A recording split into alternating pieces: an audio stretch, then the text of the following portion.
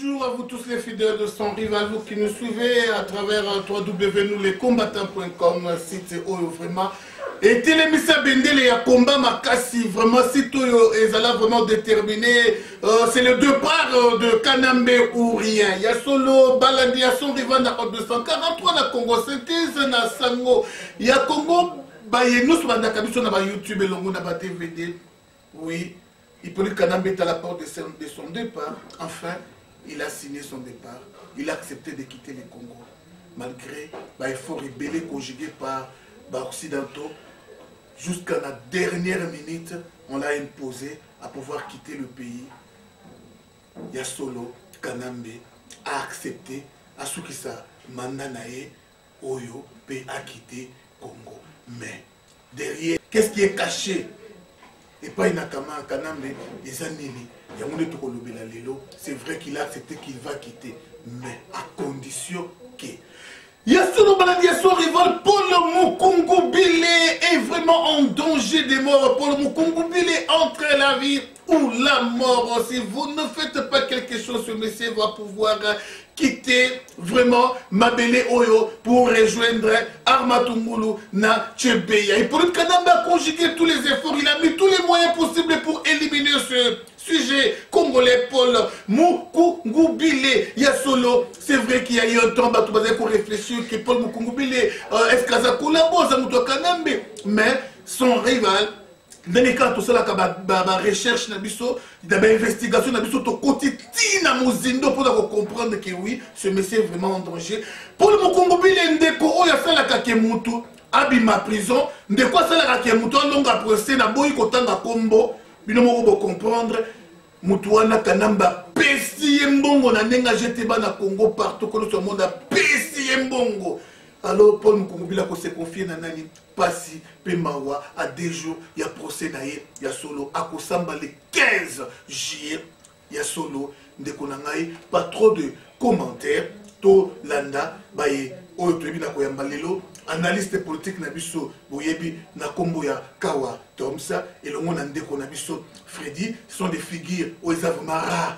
Il faut sur l'écran d'abino, mais baza bateau vraiment qu'il faut parce que na minute oyo, tous on a posé bateau mitou et salaka. Tout ça na posé ya bateau, kabila dégage, mais mitou zo salaté pour combat et atteindre dimension moko oyo, bongo il faut ça là. Combat et coli et oumeli. Alors, ils ont singa vraiment que na minute mitou et c'est le quoi match. Bo betiti match sili prolongation bo chaka habité. Ti et comme on sait la match mutu ya ba joueur place ba star ya minene ba misaka vraiment connaissance na bango ya mwana. Place ba grand nom ya football ba misaka connaissance na bango le quoi ba vrai Ronaldo o ya Brésil. Le quoi ba roi Pelé ya solo place ba grande star ba misaka mutu le quoi ba Kabongo et jeune Kabongo na ba Santos ba misaka mutu ya ngowana et non le quoi là un jeune brésilien sans expérience aucune, bah vandi mutu na bamuza pas Neymar, yango ozomona soki match comme na niveau moboé, bah kokoka yango te. Alors pas trop de commentaires. Encore une fois, nazo ko informer bino que le président Etienne Tshisekedi Wamulumba est en très bonne santé. Aza en très bonne santé. Naza porte-parole à UDPS. Je ne suis pas un sujet de l'UDPS. Toujours dans la recherche, dans l'investigation, vraiment, tout le monde dit que non, papa, on a Aza en très bonne santé, le coup, la moins à 25 ans. Il y a solo, pas trop de commentaires, au moment où le désespoir pointe à l'horizon, c'est en ce moment que Dieu va faire son miracle et ce qui se prépare dans les coulisses est Bélé Bakosutuka, P. Bako Kamwa. Alors, bonjour Freddy. Bonjour Sandoval. Bonjour Thompson. Bonjour Sandoval. Yasolo Freddy ndeko oyo Mukungubile azokende mardi kosamba. Alors ce qui est précipité bakokangi basinga basongisi Congo. Alors ndeko Mukungubile Kabila tindi basase belé awa pour ba éliminer ba congolais pour ba éliminer. Réaction les amis. Ça rival moni makam oyo Joseph Kabila zo sanamboka na biso Hippolyte Kanambe wana. Premièrement, le peuple congolais va comprendre que Hippolyte Kanambe, mission premièrement, ils allaient éliminer tous les vrais Congolais. Congolais ont union sans bimba. Pour le Balikambo est politique. Contre Hippolyte Kanambe, il faut éliminer. Il y a vraiment un peuple congolais, il faut soutenir mon Congolais. C'est un vrai Congolais. Aza collaborer, mais Aza vrai Congolais. Aza c'est vraiment soutien na biso ba Congolais pour na procès na ye. Nous sommes manigance Kabila. Mais à quoi sûreté? Mon Congolais là, ba kozong c'est Congolais. À Kolonga procès mais to soutenir. Mboko pesa terrain moko vraiment oyo ba beta together na Rwanda wana. Est-ce que moniteur que Masola c'est à Maï, pour cela à perdre le procès. Non, Masola c'est mais quelque part, il y a une réaction de la population. Il y a un peuple. Ceux qui sont pour ou contre, ceux qui sont divisés ou unis. Mais ceux qui sont sur le côté, même le gouvernement sud-africain va s'arrêter. Ceux qui ont été pression sur la côte, qui se présentent sur le Liban, qui ont été malais mazole kana côte au moins que nos sud-africains nous ça Liban là bazo yemba bazo tala menace gouvernement mo a reporter procès non mukolo mususu nous ça moni que non devant population azana ko salate ceux qui biso peut mitié na sima toza unis to ke biso nyoso na tribunal na côte place mukongo bila ko samba to zempe to telemi pe Liban to bandi pe ko yemba na ba pancarte na biso to bandi ko loba gouvernement sud-africain ba ko sa lokote. Parce que nous sommes là quand on filme et kokende. Donc l'accès politique est nambé. Tala mutozolo katozindisa. Tala ne peuple za simanaye. Merci beaucoup Freddy Tozong et d'ailleurs vraiment on n'aura pas beaucoup de temps. Je crois que analyste politique absolument ses réactions les ennemis. Bon frère Nana a lobby déjà presque tout ça veut dire presque tout. Moi personnellement la prière à l'église n'a été mais ils allaient siéger mon corps et frapper Batinos. Mon Congolais, c'est un vrai Congolais. Ils allaient Kobundapé pour la libération du Congo. Alors, et vous allez bien être pour la biso Congolais, tout petit caca naïe qui n'est pas Namaboko Yakanambe. Donc, il faut tout s'apporter, tout tirer. Pour le problème, il y a 15, en tout cas, dans la communauté congolaise, nous sommes unis derrière mon Congolais, prophète, tout qui nous supporte, tout prier Nzambe pour nous assez que procès naïe et que dans les 15 et qui nous aussi là succès. Procès à Paul Mukungubile, Joseph Paul Mukungubile, vraiment s'il a un succès, oui, cet homme, j'ai à le fréquenter une fois, Nayoki, vraiment, on a tous les Congolais, nous tous à la vraiment debout, tous les éléments, tous les vraiment, pour soutenir Ndekowana, c'est un patriote, oui. Vital Kamerhe n'a jamais dit que Hippolyte Kanambe c'était un Rwandais. Vital Kamerhe n'a jamais dit que Hippolyte Kanambe n'est pas le fils de Mouzé. Vital Kamerhe, tout ce qui est Hippolyte Kanambe aujourd'hui, c'est Vital Kamerhe. C'est pourquoi les Congolais n'y sont vraiment. Ce moment de l'ingata Vital Kamerhe, bon papa, il y a une bataille pour papa. Pour azoper ça, tout canna à niveau moko, ceux qui t'osali, les locaux. Ils ont Vital Kamerhe. Vital Kamerhe est payé mon côté et ça s'appelle tout d'abord Moboutiste. Bazawana, les lois comment le quoi santo. Mais ce sont ces Moboutistes qui ont commis sur la situation de commis dans les lots. L'homme monsieur peut s'attendre pour la vérité, monsieur tu vas dans le bayago. Ceux qui m'ont quitté la bien. Ceux qui m'ont dit que la pouvoir n'est pas bien. Bah Rwandais on a les lots banga kotate. Les lots peut-être des mouvements combattants peuvent n'a pas existé.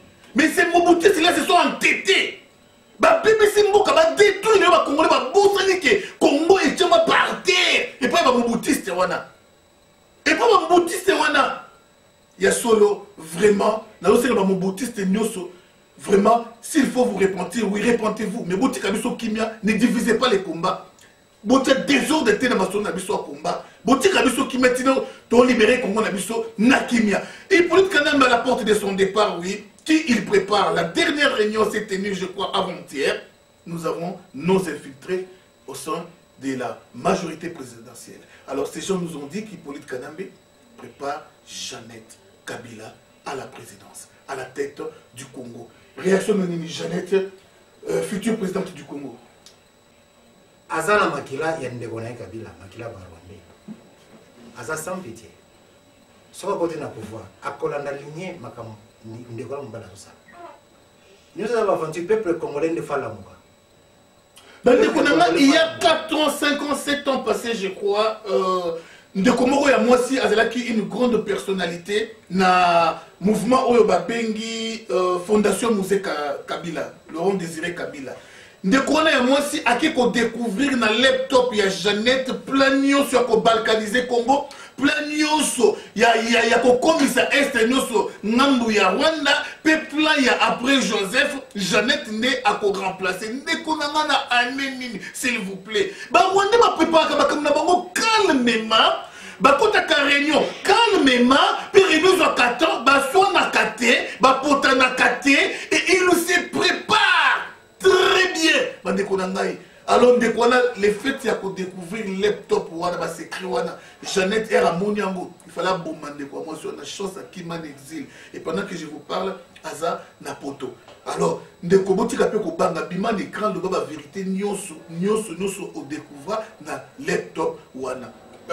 Toms Kawa. Réaction de Nini, Jeannette à la tête du Congo. Ah, bon, Congo. Premièrement, à royaume. Kabila, ça, c'est ça qui est au salaire pour Namboka. Alors, à Kenya. Et en plus, à cause de la président na Congo, na base ni. Aza na base ni. Aza na mutuni yo a opesa confiance. Attends na bota na bango moko. Et ça, na mutu moko te oyo a causé koloba ke non. Na vota qui. Je n'ai pas sur la classe. Ah bon, ça rival que na ngi la ngoko na ba piège wana te. C'est pas des pièges. Aux autres débat na Congo, je n'ai pas sur la classe. Non. Classe ou pas licencié, ba gradué. Atangate. Ya solo wana. Niveau académique à ça la côté. Atangate. Aïe, le col a eu pouvoir passer la royaume. Non, et ça, le royaume n'a pas de Bango Baza va congolais, des personnes sont congolais. Tant que le peuple n'a vu son développement, ils ont souffert. Bango Baza donne moi. Bango Baza n'a bon, Baza n'a besoin de nous. Mon père a la jeunesse communale. Félix Oazé quoi? Félix Oazé quoi? Tu es jeunesse, est-ce que tu es marié? Et pas un an, tu es marié, tu es le côté de la balabala. Mais ça me coule déjà. Il y a il faut qu'il y ait ah oui, ça fait vraiment mal. Je crois que ça rival. Quand la président il y a Congo, ils ont problème. Ils ont problème. À cause de la paix président il y a Congo. Mais on a commis tout na base ni au ya cause de la président il y a Congo. Na base ni, à qui député. Aza député. Ba réforme nini oyo a Paris dans la maille fort, Paris. Ah bon, entre guillemets, eza na maille ya malamu, pe eza na maille ya mabe. Aza na maille ni. Yo ne mutu oko préciser les ngai. Ah oui, je crois que nous arrivons petit à petit à la fin de notre tranche.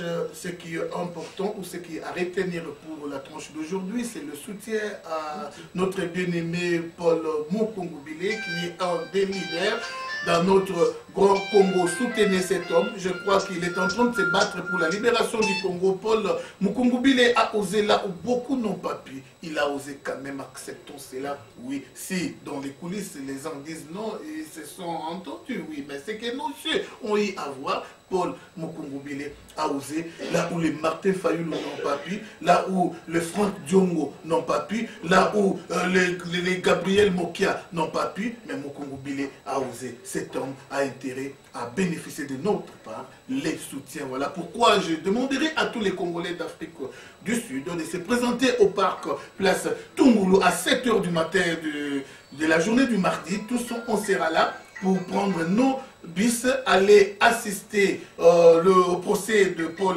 Mukungubile. Alors, justement, de la fin, Freddy, il y a sur notre commune à Souka. Communauté congolaise, diaspora congolaise, Congolais nous souris, Awako Hippolyte Kanambe, Maël Souki, Jeannette Epaï, monsieur Moïse Katumbi, livre, mais la dernière décision, c'est Jeannette. Il y a un moment où Jeannette a commencé le au article 220 qu'on a retouché, au titre pour Ayebisi va décider déjà que Yende à cause de la présidente na Congo. Alors, maintenant, plan B, il y a bien des Congolais parce que vous, j'ai comme l'impression que vous allez à un ordre dispersé. Il n'y a aucun candidat comme ce fut autant de Jean-Pierre Mbemba. Tous s'étaient réunis derrière Jean-Pierre Mbemba, oui, en 2006. En 2011, Batunyoso, Songisai na Rwanda, Etienne Tshisekedi wa Mulumba. Mais les lots aussi, Bolobi élection à la tête à 2000. Oh, 3W, nous les combattants.com, quand même pas combattant Anderson, Mongo, Eko Koma, Yasolo, Voice of Congo, Bochakape, ba vidéo, ya ba combattant, apparemment, Bozape Batuya, Bolingambo qui changé, tout ça besoin de contribution, paye à ba site, tout le monde prend enveloppe, yango, mama, Moninga, Malamu, tout le monde prend enveloppe, yango, Don Pambo, et où tu peux la Voice of Congo, et où tu peux te les habiller, c'est bien de prêcher l'amour et c'est mieux de les témoigner, c'est vraiment important. Alors, tout le monde peut enveloppe, où tu na haute 243 na Congo synthèse vraiment et comme ça la biso bien nandenga j'étais bien vraiment il y a bien alors vraiment merci encore une fois l'opinion so pasteur à l'opinion so bandeko nangai sans rival à l'opinion so tu as rafté tu as kosenga mbongo sukindene to beta sete na ba parti politique na ba politicien o ba rotiaka ba désordre na ba Afrique du Sud o tu es marche to ça la era ngo conférence au point de presse nganga na zo rassurer bino soko na ozana plan ça la conférence na Afrique du Sud era o contribuer ngo to mona ke yozu ya ko bunda pona ba congolais. Please, mais malgré qu'on contribue, oui, ça pour na souci mboki les boseli kolobate que ton dimi élection en 2016. Toboyi na biso. Voilà toboyi. Du Kanambe doit partir. Bango batabe élection. Tout le baki biso batabe élection tozate. Bino batabe élection bota la place boko suka. Na ba élection no besoin ngabo kendo wana. Mais le kamune tout ça na le zali to fungola maboko to pesa bambongo bandeko na biso babima. Ba John Image na state. Boluka pe place no so bozali. Place ozali Mukandima a responsabilité. Ndenge biso misa to telemi to responsabilité à bandeko na biso. Moka ko tele bonga na responsabilité na Paris. JBK Music, Pacheli Mikobi, Botelemi Bolobi. Tezala bien. Pour ça la bio surtout bandeko leader nengo tangi na JBK Music. To moni JBK Music abimisi vraiment 100 € na ye. Nenga contribuer à tomba kanga biso. Bisi 100 € na JBK PS. Ba leader mingi na biso vérité ba pesa na pasi. Ba pia na pasi. To moni vraiment Odombo abimisi 100 € na ye. Ou bien 200 € ngai Odombo na bimisi yango na otinda. Et ça la pe biso bien. Boké chwa yambo. Papa cause l'avocat la bangote. Moi j'ai toujours dit la vérité que mon va yango et pas boké chwa yambo que je respecte bien. Yanga yango et ça la biso bien. Martin Sali général Ngando vraiment tout ça la biso mokona nous ba pesi ya liboso après ba to balanda biso nasima. Ingeta vraiment. Et puis tous la vidéo oyo to panzango na mokili. Bino pe kuna bo banda déjà ko sala ba vidéo. Bino nyoso to bosani pete mu bundele musu ya mboka munene Kongo ki manga mingi maître dona Edi TV to muni pe enveloppe pe na ye a contribuer ka pe mingi a kotinda maître dona botinda mbongo tozala posa mbongo ezali mbongo ebele te toza ebele to ko sa mbongo pe na minute ko kipe bandeko na so babimi. Merci na Decampo, merci na Maître Baïna, Babundeli Mboka, merci na Binono Sobozuto, vraiment ya Kolanda Biso, merci pour les combattants sur l'Afrique du Sud, tous a toujours ini Ingeta. Mbote na bino so ba ndeko na biso ya Congo. Bozomo na awa tozana sans rival basta Pascal na sima na biso sans rival. Loya oya ko représenter ba ndeko na biso, monsieur Pila na général Pita. Donc tu es awa parce que yende muta représenter ba ndeko na biso ba fa les awana boyo kaye les ndengene mutuna papier na ye sali awa ndenge azosala musala na ye ya mwana ezana anglais ou bah tous bah au anglais voilà bah comprendre les choses sur le balcon alors nous avons la bino après la bino pour la nationale na ndenge kwa bisama ba lawyer auto le lo ça c'est pas la première fois lawyer auto c'est le lawyer auto tamba kama kaba sans rival au bino yebi à l'époque c'est le lawyer auto bunda kwa na bisama sans rival tamba ko kama super ndeko na deuxième tour c'est le même lawyer auto bunda kwa na bisama ndeko obazali banda yango le beto yeli sous pour na G20 oyo amika ko présenter le sous bango asa d'accord Alors, on a expliqué comment il y a ça, mais on a la langue anglais. Alors, bon, on est lawyer, on a question de retourner à lawyer, nous nous sommes attentifs pour la question de retourner à lawyer. Thank you, good day, sir. Yes. As we told us, sir, now we have to find out what will be happening now. Please, can you just tell the people of Congo to brief them on what they can expect of our brothers? Yes, thank you.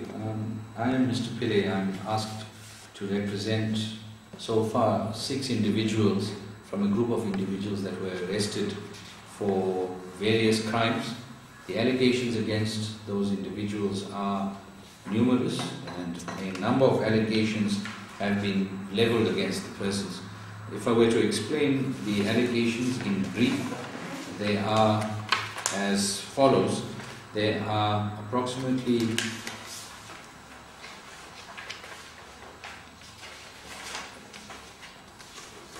the following counts. The first count is engaging in mercenary activities. The alternative to that is rendering of foreign military assistance. The third count is conspiracy to commit murder.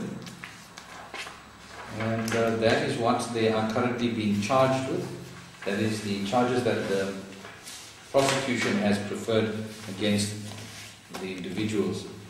I have been provided with the evidence that possibly is going to be presented against the accused persons, and I'm expected now to decide on whether or not I have the necessary ability to represent the persons.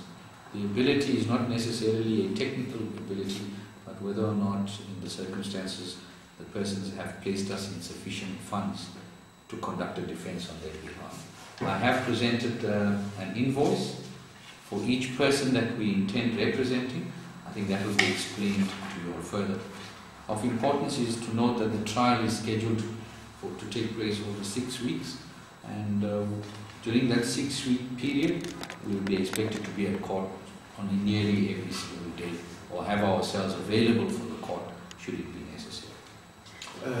You are telling us that you will be the full month booked from us so that you can represent our people. Yes, 6 weeks exactly. Okay, can you explain to us, you gave us here, let's say for example, Jean-Pierre Kayembe Tangwe. So can you explain to us how you arrange your fees, how do you arrange it? How do you do it? We as attorneys are entitled to charge per person that we represent. We have looked at a daily rate per person and calculated it on a weekly basis. In other words, we have charged, to represent Mr. Tambwe, we have charged him 3,000 rands per day and calculated it over 5 days in a week, which makes it 15,000 per week. And that calculated over 6 weeks, it totals to 90,000 rands. The same amount applies to all other persons as well. Okay, it means you are telling us that each person for the whole month, that will be 90,000 rands. Yes. But it's negotiable. We are going to negotiate and we reach an agreement that we can afford to pay that money. Yes. We thank you for that. And the only what I told you before is you will be your name will be less high because it will be an international court that people they will be standing against or on watching you. Are you assuring us that we can do something that our brother tomorrow we can see them out? There's no guarantees in law, but I can assure you that I'll give the matter my best attention from a professional point of view and ensure that from a legal perspective that their rights are protected and that their innocence is given the necessary importance in a courtroom. And because those people are not soldiers, so far as we know. Those are the Congolese people.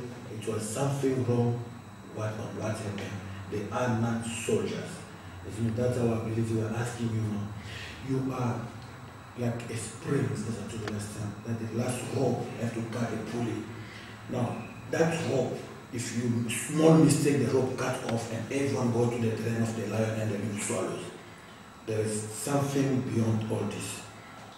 That's why we are trying, we came to so that the people of Congo, they are following you. They want to see, we want to see our brother out. We wish you good luck on that case, and we hope that they will be out with us after the trial, the 21st of July. No, rest assured, we will do our best. There are no guarantees in law, but we will definitely do our best and be properly prepared to mount formidable defense. Mr. Pilavi, I have one question my people asking to ask you, because I think now they are following us from view now. What the problem is here, they ask to ask the lawyer what you are following right now. If this government of South Africa, they try to stop you from this case or to sue you, what you cannot do? No, I believe that the South African government respects the rule of law and that they won't do such a thing. And even if any attempts were being made by any persons to stop me from doing this matter, rest assured I will not do so, and I've never backed away from a fight, and I am going to remain committed towards achieving justice for my clients. Actually, I think people, you are following what the lawyer says. Your questions coming from lawyer, lawyers answering you what you are asking from lawyer. I think you guys, you are hearing what the lawyer